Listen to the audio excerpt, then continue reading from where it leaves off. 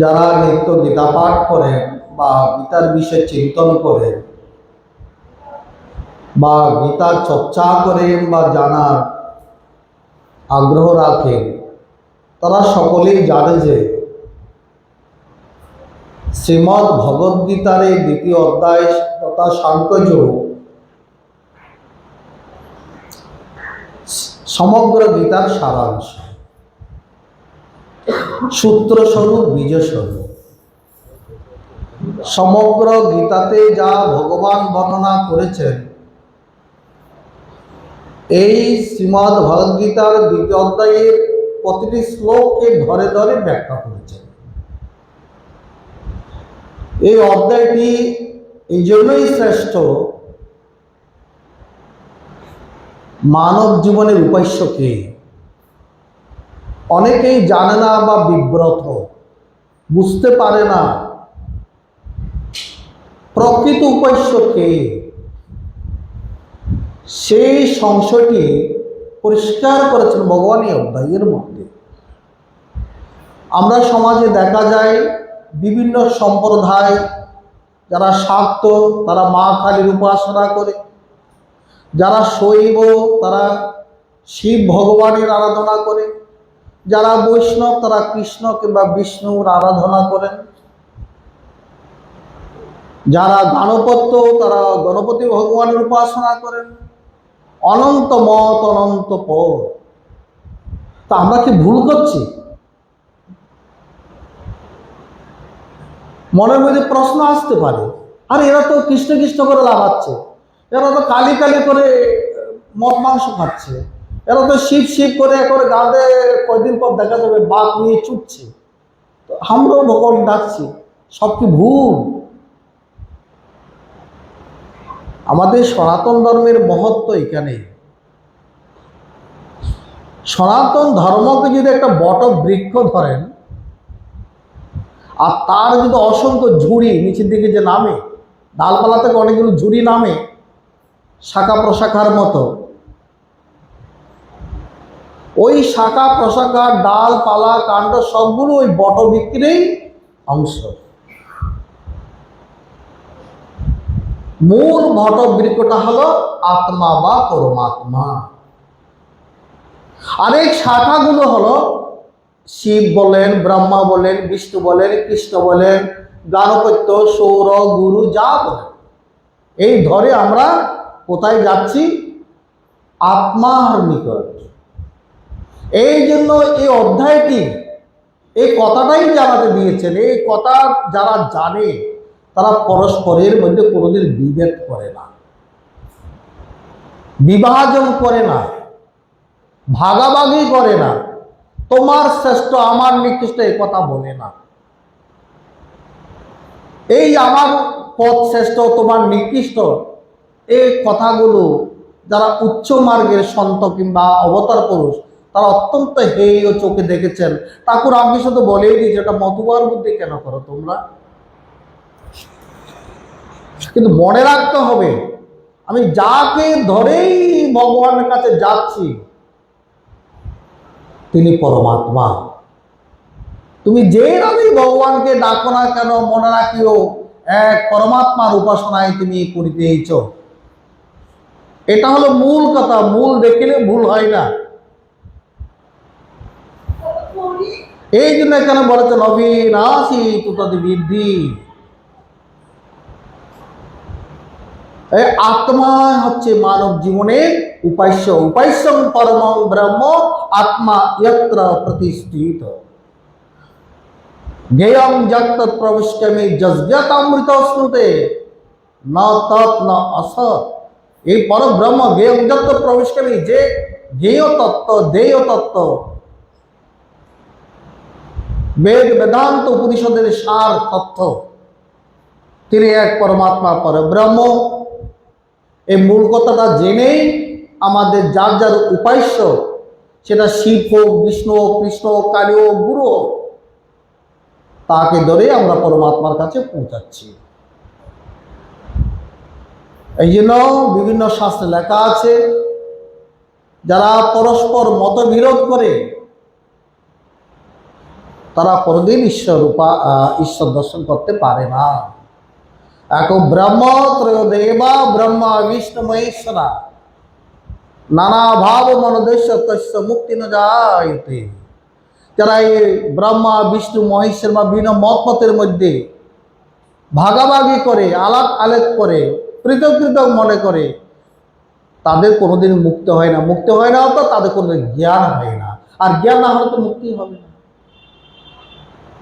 এই অধ্যায় এই জন্য শ্রেষ্ঠ, বীজ স্বরূপ। এই আত্মাই আমাদের প্রত্যেকেই উপাস্য। যেখান থেকে আমরা দেখি না কেন, আমার আরাধ্য যে হোক না কেন, আমার উপাস্য আত্মা। আমি এই কালীকে ধরে আত্মার কাছে যাচ্ছি, গুরুকে ধরে আত্মার কাছে যাচ্ছি, শিবকে ধরে আত্মার কাছে যাচ্ছি, এটা মনে রাখা উচিত। এই সংসার নিরসন করে দিয়েছেন ভগবান। তাহলে এই আত্মাকে পাওয়ার উপায় কি, তার বিস্তারিত বর্ণনা করেছেন এই অধ্যায়ে, কর্মযোগ, ভক্তিযোগ, জ্ঞানযোগ।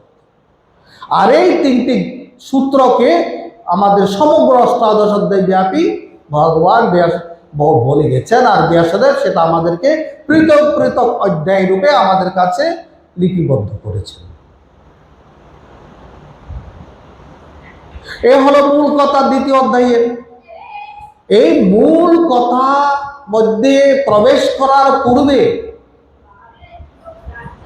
যে বিষয়টা আমাদের সকলের প্রথমে জানা দরকার, যে কাজটি অর্জুনকে ভগবান করে দেখিয়েছেন, এই মূল তত্ত্বে আত্মতত্ত্বে প্রবেশ করার পূর্বে যে কাজটি আমাদের প্রথমে করতে হয়, তাহলে বিবেককে জাগ্রত করা, আত্মচেতনাকে জাগ্রত করা। কেননা আমরা সংসারে সকলে মোহগ্রস্ত। তাই অর্জুনকে ভগবান অধ্যায়ের প্রথমেই বলছেন, কুতস্ত্বাকশ্লমেদং বিষমে সমুপস্থিতম অনার্য দুষ্টমসর্গম অকৃত্রিম কর্মার্জুন ক্লৈবমাস্মদম অপাতন হইতত্তয়ুপপারদতে শূদ্রগণে দুর্বল্যম তত্ত্বোত্তিষ্ঠ পরম তপ। এই দুটি শ্লোকে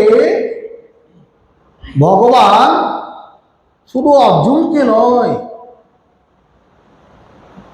আমরা অনেকে মনে করতে পারি অর্জুনের রথের সারথি কৃষ্ণ, তা কৃষ্ণের কিছু কর্তব্য আছে অর্জুনের প্রতি উপদেশ করলেন, সেটা নয়। অর্জুনের রথের সারথি যেমন ভগবান শ্রীকৃষ্ণ, আমাদের এই দেহরথের সারথি কিন্তু ভগবান শ্রীকৃষ্ণ আত্মা রূপে। কুরুক্ষেত্রের যুদ্ধে তিনি প্রকট রূপে, সাকার রূপে এসেছিলেন, আর আমাদের কাছে তিনি নিরাকার রূপে আমাদের সকলকে পরিচালনা করছেন। তাই তিনি বলেছেন, মহাত্মা গুরাকেশ সর্বভূতাশ্রয়স্থিত। তো অর্জুনকে কি কাজ করলেন ভগবান? একটা থাপ্পড় দিলেন যুদ্ধক্ষেত্রে। যখন বলছেন আমি যুদ্ধ করবো না, অর্জুনের দশা কি যারা গীতা পড়েন তারা জানেন। আচ্ছা, কালকে মাধ্যমিক পরীক্ষা, সারা বছর পড়েছেন ছেলে, সকালবেলা পরীক্ষা দেওয়ার সময় ছেলে যদি বললো মাকে মা পরীক্ষা দেবো না, মার কি কর্তব্য? একটা থাপ্পড় দেবো। থাপ্পড়টা কেন? তার চেতনাটাকে জাগ্রত করা। তুই কি করছিস? 10 বছর ধরে লেখাপড়া করেছিস, তোর পিছনে হাজার হাজার টাকা খরচ করেছি, এত মাস্টার দিয়েছি, সকাল ধরে লেখাপড়া করেছি, আজকে পরীক্ষা, তুই পরীক্ষা দিবি না? করবে না মা? থাপ্পড় দেবে না? একটা ঠাস একটা থাপ্পড় দেবে। অর্জুন যখন কুরুক্ষেত্র মাঠে বলছেন আমি যুদ্ধ করবো না, দিল একটা থাপ্পড়। এই থাপ্পড়ের পরিভাষা হলো কুতস্ত্বাকশ্লমেদং, এটা হলো মোহগ্রস্ত। তুমি মোহগ্রস্ত হয়েছ। এই মোহ তোমার শোভা পায় না। কোথায় থেকে মোহ আসলো? আমরা সকলেই মোহগ্রস্ত, সংসারে সকলেই মোহগ্রস্ত। অজ্ঞান থেকে মোহর উৎপন্ন, অজ্ঞান থেকে অহংকার, অহংকার থেকে আসক্তি, আসক্তি থেকে অভিমান, অসুয়া বুদ্ধি, এইসব আমাদের জাগে। কোথায় তোমার এই মোহ? তুমি জানো না তুমি কে? কোনো ভদ্রঘরের ছেলে যদি একটু তার বাসার শালীনতা নষ্ট করে বা একটা কটু কথা তার মুখ দিয়ে বের হয়, মা বলে জানিস না তুই কোন বংশের ছেলে, তোর মুখে এটা শোভা পায়। আর অর্জুনকে ভগবান বলছেন তুমি জানো তুমি কে, তুমি আর্যপুত্র, অমৃতের পুত্র, তুমি অনার্যের মতো কেন কথা বলছো? অনার্যন দুষ্টমাসার্গম, অনার্যগণ, অভদ্রগণ, অসভ্যগণ, অহংকারীগণ, অভিমানীগণ, আসরিক বুদ্ধির লোকেরা যা করে তুমি কি তাই করবে? তুমি তো আর্য। কে আর্য? কর্তব্যম আচরণ কর্ম, অকর্তব্যম অনাচরণ, তিষ্ঠতি প্রকৃতাচারে য স আর্য ইতি স্মৃত। যে নিত্য কর্তব্য সম্পাদন করে, যাহা শাস্ত্রে নির্দিষ্ট আছে তাহা করে, যাহা অকর্তব্য, যাহা করা উচিত নয়, নিন্দিত কর্ম, মন্দ কর্ম, খারাপ কর্ম, পাপ কর্ম যে করে না, সে আর্য। আমরা সকলে মোহগ্রস্ত। কেন? ভোরবেলা উঠে ঈশ্বর উপাসনা করি না, ভোগের মোহে থাকি, নিদ্রা একটা ভোগ। আমরা তো মনে করি শুধু টাকা পয়সা খাওয়া দাওয়া ভোগ, তাই নয়, নিদ্রা হচ্ছে এক নম্বর ভোগ।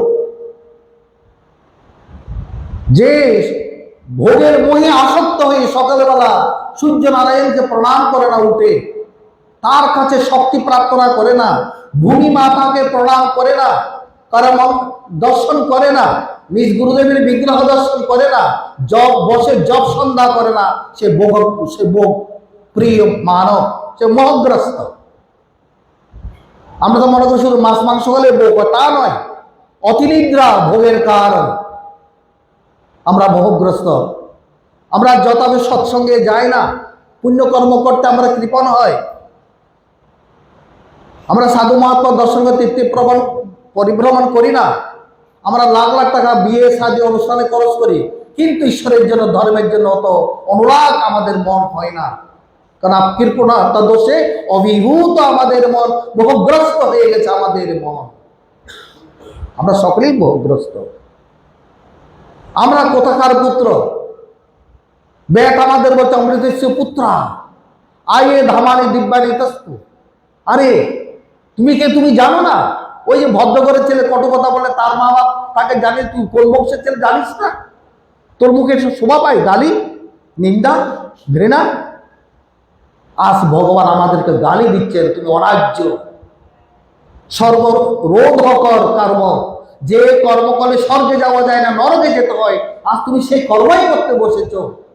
অকীর্তিকর যে কর্ম করলে নিজের সংসারের, পরিবারের, সমাজের দুর্নাম বদনাম হয়, তুমি সেই কাজ তুমি করতে যাচ্ছ, তোমার কর্তব্য তুমি করছো না, তাই তুমি মোহগ্রস্ত। যারা নিয়মিত সন্ধ্যা উপাসনা করে না, নিত্য শ্রদ্ধায় গীতা পাঠ করে না, সৎসঙ্গ করে না, দান দয়া পিতা মাতার পূজন আদি করে না, তারা সকলেই মোহগ্রস্ত। সকলেই তারা মোহগ্রস্ত। তাই ভগবান কত বললেন কুতস্তুয়া। ভগবান আরো বলছেন আমি তোমার রথের সারথি, আমি সম্মুখ তোমার পাশে দাঁড়িয়ে আছি, এর মধ্যে তোমার মোহ। এর দ্বারা কি বোঝা গেল? ভগবানের সামনে দাঁড়ালে কিংবা মন্দিরে গেলে কিংবা তীর্থে গেলেই যে মোহ যাবে তা নয়। আমার এই মোহকে দূরীকরণ করার জন্য আমার মধ্যে 3টি কর্ম করতে থাকতে হবে। আমরা যে আশ্রমে রয়েছি, আমাদের মোহ গেছে তা নয়, ভগবানের কাছে থাকলে যে মোহ যাবে তা নয়। অর্জুনের যায়নি মোহ। অর্জুনের অনেক কথা শোনার পর, ভগবানের কথা শোনার পর, হৃদয়ে ধারণ করার পর, মননের পর, তবে সে শেষে গিয়ে বলতে পেরেছেন নাস্তা মোহ সেকের লব্ধা, আজ তোমার কৃপা আমার মোহ নষ্ট হয়ে গেছে, এখন তুমি আমাকে যা বলে আমি তাই করবো। অকর্তব্যকে কর্তব্যবোধ করাই মোহ। অর্জুন অকর্তব্যকে কর্তব্যবোধ করতে, যুদ্ধ করা তার ধর্ম, সে যুদ্ধ না করে ঘরে বসে রয়েছেন, এটা তার মোহ। সংসারের মধ্যে যার যার কর্তব্য, যে কর্তব্যে যে অধীন আছে, সে কর্তব্য না করায় তার মোহর লক্ষণ।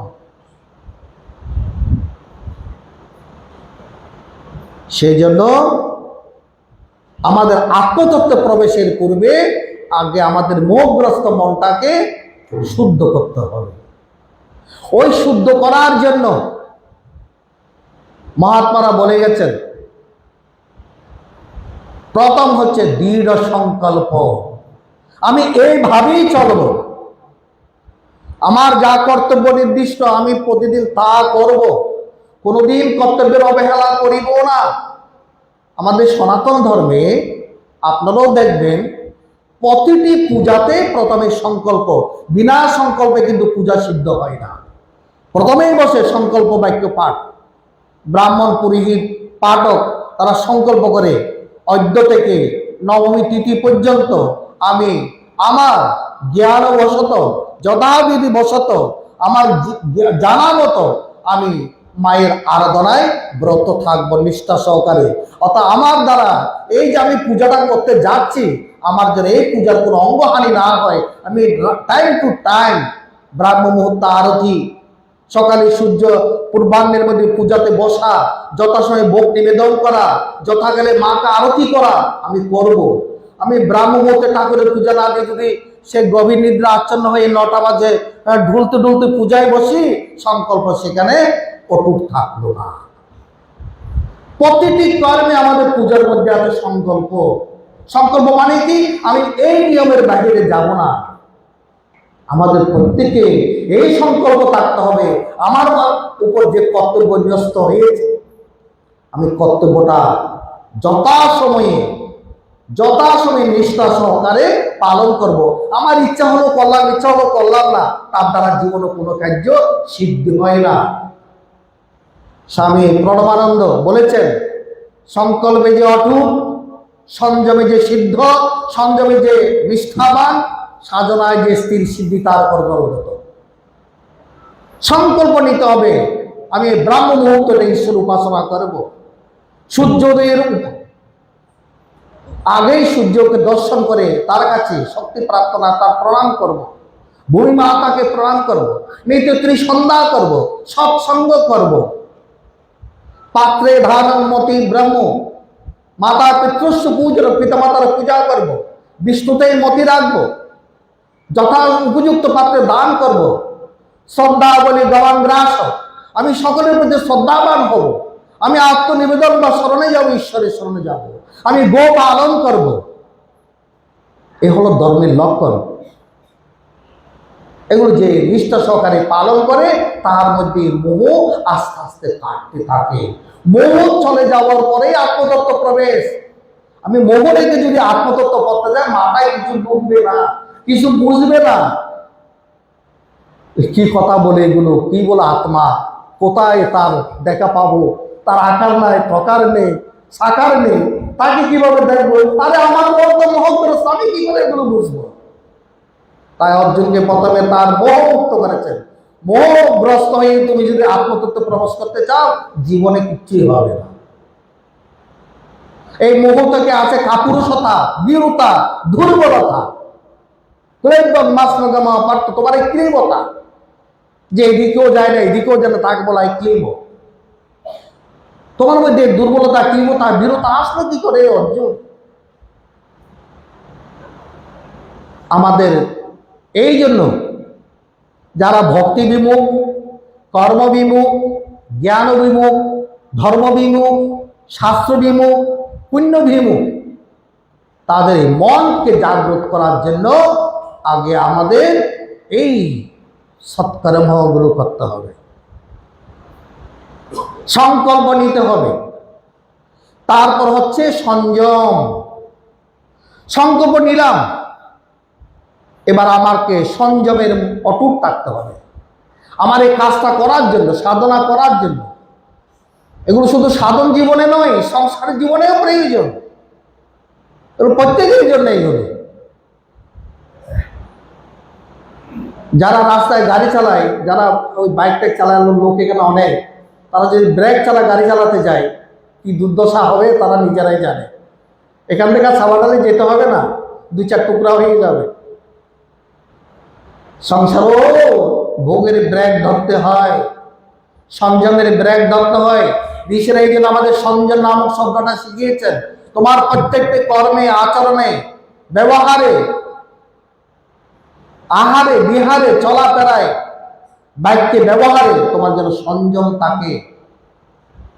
বাক্য যেন আমার অপ্রিয় ভাষিনী না হয়, আহার যেন আমার অশাস্ত্রীয় না হয়, আমার চাল চলন যেন অধর্মীয় না হয়। অত আমি সদাচারে জীবন যাপন করিব, সময় মতো ঈশ্বর উপাসনা করিব, যথাসম্ভব অহরহ সন্ধ্যা উপাসিত, সকাল সন্ধ্যা আমি ঈশ্বর আরাধনায় নিমগ্ন থাকিব। আমি যথাদি একাদশী আদি ব্রত পালন করি। কি জানে এখানে কতজন একাদশী রয়েছেন, কেউ কতজন ত্যাগ করেছেন। একাদশী আদি যে নানা প্রকার ব্রত, এগুলো আমি নিষ্ঠা সহকারে পালন করিব। এগুলো আমাদেরকে সংযম শিখায়। আজকাল মানুষ এত ভৌগোলিক, নিজের হাতকে এখন আর বিশ্বাস করে না। বুঝতে পারলাম কি যে আমি কথাটা কেন বলেছি। মায়েরা ঘরে রান্না করে না, হাত দিয়ে তো রান্না করে। মাঝে মাঝে নিজের হাতের উপর যে রাঁধুনির বিশ্বাস চলে যায়, স্বাদ হচ্ছে না, চলো আজকে হোটেলে গিয়ে খেয়ে আসে, আজকে এখানে আর ভালো হচ্ছে না। তাহলে নিজের হাতকে সে বিশ্বাস করতে পারলো না, শাশুড়ি বা মায়ের হাতকে বিশ্বাস করতে পারলো না। হোটেলে যারা সদাচারে থাকে না, অনাচারে থাকে, কদাচারে থাকে, তারা কি মধু মিশাচ্ছে না বিষ মিশাচ্ছে জানি না, সে খাবার দেবে খেতে, হু হু করে সবাই লাইন ধরে চলে যায়। সেই জন্য দেখবেন বিয়ে বাড়িতে, শ্রাদ্ধ বাসরে মানুষের খাবারের ওখানে মানুষের বেশি আনাগোনা। দুর্ভাগ্য, ভারতীয় সংস্কৃতি আমরা ভুলে যাচ্ছি, বৈদিক সংস্কৃতি আমরা ভুলে যাচ্ছি, আর্য সভ্যতা আমরা ভুলে যাচ্ছি, অনার্যের মতো জীবন যাপন করছি। অশাস্ত্রীয় খাদ্যাদি পরিবেশন করা, রন্ধন করা বা বিবাহাদি বিভিন্ন অনুষ্ঠানের মধ্যে আয়োজন করা অধার্মিকের লক্ষণ। আজকে দেখবেন বিভিন্ন বিয়েতে মুরগির মাংস না দিলে বিয়ে হয় না। আমাদের অশাস্ত্রীয় একটা বিধান, ধর্ম অনুমোদন নেই মুরগি আদি মাংস ব্যবহার করা। বলা যায় না আজ থেকে 50 বছর পরেও গরুর মাংস উঠবে হিন্দুর ঘরে ঘরে। আজ থেকে 50 বছর পূর্বে হিন্দুর ঘরে মাংস তো, মুরগির মাংস দূরের কথা, মুরগি পুষতে পর্যন্ত পারত না, অস্পৃশ্য ছিল। আজকে সেই মুরগিকে আমরা বিবাহাদি বিভিন্ন মাঙ্গলিক অনুষ্ঠানের মধ্যে সাদরে মানুষকে নিমন্ত্রণ করে খাওয়াচ্ছি। আমাদের মতো অধার্মিকের লক্ষণ আর কি হতে পারে? আর কি নিচু হতে পারো? কোথায় চলে যাব আমরা নিচু হতে হতে হতে? আমরা আধুনিক হয়ে গেছি, আপ টু ডেট হয়ে গেছে আমরা আজকাল। আমরা বৈদিক সভ্যতাকে সম্মান করি না, পাশ্চাত্য শিক্ষাকে সম্মান করি। ছেলেদের ইংলিশ মিডিয়াম পড়ায়, কিন্তু শিক্ষা সংস্কারটা, সনাতনী সংস্কারটা আমরা দান করি না। এই হলো আমাদের দুর্ভাগ্যের লক্ষণ। এই কথাগুলো বলেছেন। অনার্য শব্দের অর্থ কি জানেন? অনাচারী। অর্জুন, তুমি অনাচারী হয়ে গেছ, অনার্যের মতো কথা বলছো। যারা অনার্য তারা অবৈক্য বক্ষণ করে, অশাস্ত্রীয় বক্ষণ করে, তুমি আর্য হয়ে কথাগুলো বলবে? এই কথার মধ্যে কত অন্তর্নিহিত তত্ত্ব আছে। আমাদেরকে শুদ্ধ করার জন্য, আমাদেরকে সৎ পথে নিয়োগ করার জন্য এই কথাগুলো ভগবান বলেছেন। আমরা কজন আজকে গীতার কথা, গীতা তোতা পাখির মতো পড়ি কিন্তু অর্থ বুঝি না। তাই আমাদের মনের মধ্যে মোহ যায় না, মোহগ্রস্ত হয়ে আমরা অধর্ম কাজগুলো আমরা করি। এর চেয়ে বড় পরিতাপের বিষয় কি হয়? এই জন্য তো আমাদের দুঃখ হয় গড়ে গড়ে। সেদিন এদেরকে বলছিলাম, আজকাল তো আমাদের সনাতন ধর্মের বিয়েতে একটা অনুষ্ঠান বেড়ে গেছে, গায়ে হলুদ। এক মহাত্মা বলছেন, ঠিক আছে আজকে গায়ে হলুদ দাও, কালকে তোমাকে ভাজবে। বেগুন ভাজার আগে হলুদ দেওয়া হয় না, মাছ ভাজার আগে হলুদ দেওয়া হয় না। তারপর কি অবস্থা হয়? মাছ আর বেগুনের কড়াই তেলের মধ্যে ভাজে। আজকে গায়ে হলুদ দিয়ে অনুষ্ঠান করো, কালকে যখন বিয়ে হবে এই সংসার কটা হে তোমাকে তাপ দুঃখে তোমাকে এভাবে বাঁচতে থাকবে। অথচ আমরা খুব আনন্দ করছি, গায়ে হলুদ দিচ্ছি। হ্যাঁ, গায়ে হলুদের ব্যবস্থা আমাদের সনাতন বিবাহ রীতিতে ছিল। পঞ্চপুকুরে জল দিয়ে স্নান করে হলুদ আর নিম মেখে শরীরটাকে শুদ্ধ করার জন্য, পবিত্র করার জন্য, আনুষ্ঠানিক নয়, মেখে দিত প্রাচীনকালে। এখন থেকে যারা 50 বছর আগে বিয়ে করছেন তারা জানে, এখানে সব 50 বছরের পুরের বিবাহ, ওরা 5 পুকুরের জলে স্নান করেছে।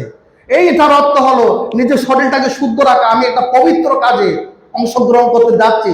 বিবাহ হচ্ছে কি জানেন? বিবাহ হলো ব্রহ্মার সাধনা, আর যারা বিবাহ করেন তারা করে ব্রহ্মের সাধনা। বিবাহ মানে ভোগ বিলাসিতা নয়, ব্রহ্মার সাধনা করতে হবে। সাধনার মধ্যে কি থাকে? ব্রত থাকে, নিয়ম থাকে, নিষ্ঠা থাকে, বিধি থাকে, শাস্ত্রাচার থাকে, বিধি থাকে। আজকে আমরা এগুলো মানছি, তখন আনুষ্ঠানিকের মধ্যে রূপ দিয়েছি, গাছ বাসনার আয়োজন করছি, অবাক্য বক্ষণ করছি, 10 জনকে মিলে একটা শরীরকে নানা আবার দিকে আক্রমণ করে ও তাকে হলুদ মাখানো হচ্ছে। তাই যেরকম মহাত্মারা দুঃখ করে বলছে, আজকে হলুদ মাখো, কালকে তোমাকে ভাজবে বেগুন ভাজা, মাছ ভাজার মতো ভাজবে তোমাকে। কালকে এই ফুলের মালা আজকে গলায় দেবে, কালকে থেকে তোমার কাটার মালা হয়ে যাবে। প্রত্যেকটা ফুলের মালা কাটার মালা রূপান্তরিত হবে। কিন্তু হয় না। যদি আমরা বৈদিক সংস্কৃতি রক্ষা করি, আর্য সভ্যতা রক্ষা করি, বিবাহের মন্ত্রাদি অর্থ জানি, এগুলো সব অখাদ্য হয় না। এগুলোর মধ্যে সুখ শান্তি আছে। আগের দিনে ঋষিরা সংসার করেছেন, গ্রাহ্য আশ্রম, তারা জীবনযাপন করেছেন, তাদের ঘরে পুত্র হতো ঋষি, আজকে হচ্ছে মূত্র। পুত্র নয়, মূত্র হচ্ছে আজকের দিনে। কেন? আমরা সনাতন ধর্মের রীতিনীতি পালন করছি না। এই যে অর্জুনকে ভগবান বর্ষনা করছে, অনার্য দুষ্টম শব্দ, অনার্যের মতো তুমি কথাবার্তা বলছো, অনার্য হয়ে গেছো, তোমার মন অনার্য হয়েছে, তোমার চিন্তা অনার্য হয়ে গেছে, তাই তুমি আজকে বলতে পেরেছো আমি যুদ্ধ করবো না। তাই আমরা আজকে বলতে পারি ভোরবেলা উঠবো না, সন্ধ্যা করবো না, ইচ্ছা হলে করবো, ইচ্ছা হলে করবো না, সন্ধ্যাবেলায় রাস্তায় তো টোটো করবো, ঘরে সন্ধ্যা প্রদীপ দেবো না। এটা আমরাই তো, আমাদের দুর্দশা। একটা অনার্যের মধ্যে কত শব্দ লুকিয়ে আছে। এগুলো না মানলে তার সংযম থাকে না, সংকল্প থাকে না। আর এগুলো মানার জন্য দরকার সৎ সাহস, সৎ সাহস, সংকল্প, সংযম, সৎ সাহস। আমি এগুলো মানবো, লোক আমাকে কি বলবে? তুড়ি মেরে উড়িয়ে দেবে। পাঁচে লোকে কিছু বলে, পাঁচে লোক কিছু বলবে কি, আমি আমার ধর্ম মানবো না, আমার নিয়ম নিষ্ঠা মানবো না, আমার সংস্কৃতি রক্ষা করবো না আমি। এই সৎ সাহস যাদের থাকে না, তারা কোনোদিন ধর্ম সাধনের উপযুক্ত না, তারা ধার্মিকও না। তার মহাত্মারা বলছেন নিজের জীবনকে সৎ পথে পরিচালনা করার জন্য 3টি জিনিস কি? গৃহী, সাধু, সংকল্প, সংযম, সৎ সাহস। এই 3টি যাদের মধ্যে থাকবে না, ধর্মাচরণ তারপর লোক দেখানো। সেটা আমাদের সন্ন্যাসী বাবা বলে গেছেন, লৌকিক জিজ্ঞাসা, লৌকিক দর্শন, মন আর বাণী হতে করো এই বর্জন। তোমার মন থেকে এগুলো ত্যাগ করো, লোকে জিজ্ঞাসা করো না, বাস্তব জীবনের মধ্যে ফিরে আসো, আর্য জীবনের মধ্যে ফিরে আসো, বৈদিক সভ্যতার মধ্যে ফিরে আসো। বেদ প্রণীহিত ধর্ম অধর্ম তৎ বিপর্যয়। আমি যদি অশাস্ত্রীয় জিনিসের আয়োজন করি, এটা অবৈদিক হয়ে গেল, অধর্ম হয়ে গেল, এর পরিণাম কোনদিন সুখবহ হতে পারে না। গীতায় ভগবানের অনার্য শব্দের মধ্যে আরো অনেক কথা আছে, পুরো ধর্ম এখানে আছেন। আমাদের এই মূল্যবান গ্রন্থ পথমধ্যে রয়েছে, ধর্মক্ষেত্রে কুরুক্ষেত্রে, ক্ষেত্রে ক্ষেত্রে ধর্ম কুরু। তুমি জীবনের প্রতিটি ক্ষেত্রে ধর্ম আচরণ করো, এগুলি হচ্ছে ধর্মের কথা। আমি আমার ইচ্ছা মতো ঘরে ঠাকুর ঘরে 50 রকমারি ফুলের মালা দিলাম, আর আমি অনার্যের মতো জীবনযাপন করলাম, নিজের হাতকে বিশ্বাস না করে হোটেলে গেলাম, আমি কেমন ধার্মিক করলাম? কেমন ধার্মিক হলাম আমরা? ক্ষেত্রে ক্ষেত্রে ধর্মগুরু। ধর্ম আচরণ কেন? যারা সঠিক ধর্ম আচরণ করে তারা পাপ করে, অন্যায় করে, অপরাধ করে। ধর্ম আচরণের প্রথম সূত্র, আমি অপরাধ করব না, পাপ করব না, পুণ্য করব। কি কি করলে অপরাধ বা পাপ হয়? আমরা যদি অশাস্ত্রীয় জীবন যাপন করি, অকার্য বক্ষণ করি, অনাচারে জীবন যাপন করি, সৎকর্ম আদি না করি, আর কি করলে পুণ্য হয়? ওই পাত্রে ধানমতি বিষ্ণু, মাতা পিতৃশ্চ পূজনম, শ্রদ্ধা বলি গবাঙ্গাস, সরভীর ধর্ম লক্ষণম। এই 4টি পদ্মপুরাণের 4টি প্রধান লক্ষণ। তোমার সৎ উপার্জিত আয়ের অর্থ দান করো, বিষ্ণুতে মতি রাখো, ঘরে পিতামাতার পূজা করো, শ্রদ্ধা করো, শাস্ত্রে শ্রদ্ধা রাখো, শাস্ত্রে যেমন যেমন বলে তেমন তেমন চলো, গুরু যেমন যেমন বলে তেমন তেমন চলো, নিজেকে ভগবানের কাছে শরণাগত করে দাও। শ্রদ্ধা বলি, বলি মানে উৎসর্গ। গবাংগ্রাস, গো পালন করো। গো পালন যেমন আমার চতুর্কিত গুরুকে বুঝায়, গো শব্দের অর্থ রসনা, জিহ্বাকে সংযত করো, কথায় বার্তায় আহারে বিহারে, এটারে নাম গো পালন। তাই ভগবানের এক নাম গোবিন্দ। এগুলো যারা করে না তারা সঠিক ধার্মিক না, তারা সঠিক আর্যপুত্র ওরা, তারা অধার্মিকের মতো জীবন যাপন করে, লোক দেখা দেখি জীবন যাপন করে। তাই গীতায় ভগবান বলছেন আত্মতত্ত্ব প্রবেশ করবে, এগুলো আগে ঠিক করো, আগে নিজের বিবেককে জাগ্রত করো, চেতনাকে জাগ্রত করো। তুমি আগে আর্যপুত্র হও, তুমি এখন অনার্য হয়ে আছো, আর্যপুত্র হও, তবে আত্মতত্ত্বে প্রবেশ করো, তারপর তুমি জীবনে শান্তি পাবে। ওম তৎসৎ।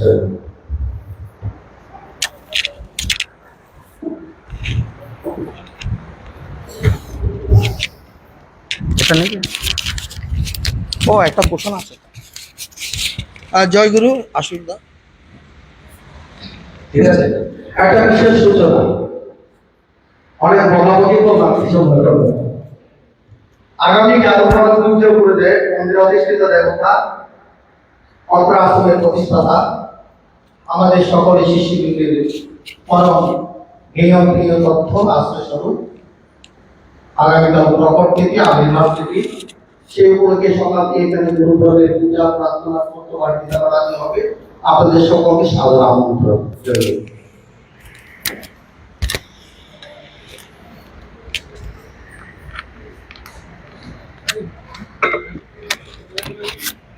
Jai Guru. Nirvana remain in minute is to know.